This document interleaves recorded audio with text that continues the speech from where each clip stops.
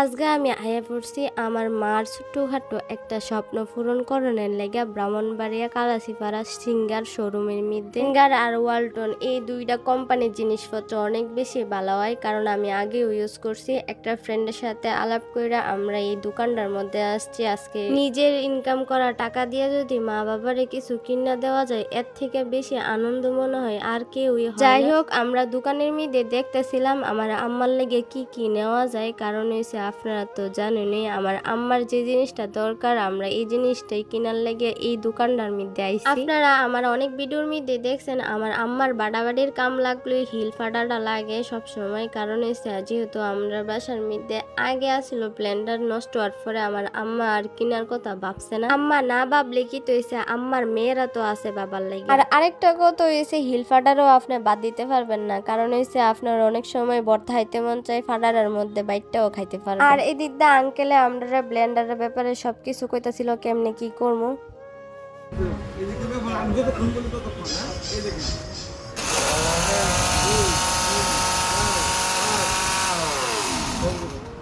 আর এদিক দিয়ে এখন আমি ফ্রাই প্যান দেখতেছিলাম, কারণ আমরা ফ্রাই প্যান একটা খুবই জরুরি, কিন্তু এটার প্রাইস শোনার পরে ভাবতেছিলাম যে দুইটা একসাথে নিতে পারতাম না। পরের বার যদি আই অবশ্যই এন থেকে ফ্রাই প্যান নিয়ে যাব। আমি চাই আমার আম্মারে যাতে কোনো দুঃখ স্পর্শ না করতে পারে, আমার মা যাতে সবসময় সুস্থ থাকে, আমার মা যাতে ভালো থাকে, আমার মা যাতে আমার কাছাকাছি সবসময় থাকে। আপনারা মনে হয় অনেকদিন যাবৎ ফারহানরে আমার ভিডিওর মধ্যে দেখছেন না, যারা রেগুলার আমার ভিডিও দেখেন ফারহানের কথা তো ভুললেই গেছেন। আমি মনে করতেছি ফারহান এই পুতুলটি দেখে অনেক অনেক দুষ্টামি করতেছিল, কইতাছিল হের ভাই লাগে হের বোন লাগে। যাই হোক, আমি ব্লেন্ডারটা কিনা দোকানের মধ্যে থয়ে আইছিলাম, কারণ হইছে আমি আমার মার্কেট করার লেগে অন্য দোকানে গেছিলাম, এটা লইয়া হাঁটতে পারতাম না, নিজের রাস্তাটা পার হমু এই সুযোগটাই পাইতাছিলাম না। দেখেন একটার পর একটা যাইতেই আসিল, আর অবশেষে আমি রাস্তাটা পার হইয়া গেলাম। দোকানের সামনে আমি রিস্কাটা দাঁড় করে গেছিলাম, আয়া সেরে দিহি রিস্কাটা এনে আছে, তারপরে আমরা এনে ঠুস করে বয়ে গেছি গা। যাই হোক, আজকের ভিডিওটা এই পর্যন্তই। আজকের ভিডিওটা কার কার কাছে কেমন লাগছে অবশ্যই কমেন্ট করে জানাইবেন। আর আমার ভিডিওর মধ্যে সবাই ইচ্ছা মতো কমেন্ট করবেন, যার যেটা মন চায় এটা কইতে থাকবেন, কিন্তু কমেন্ট করতে হইব, লাইক করতে হইব, শেয়ার করতে হইব। সবাই ভালো থাকবেন। পরবর্তী ভিডিও আওয়া পর্যন্ত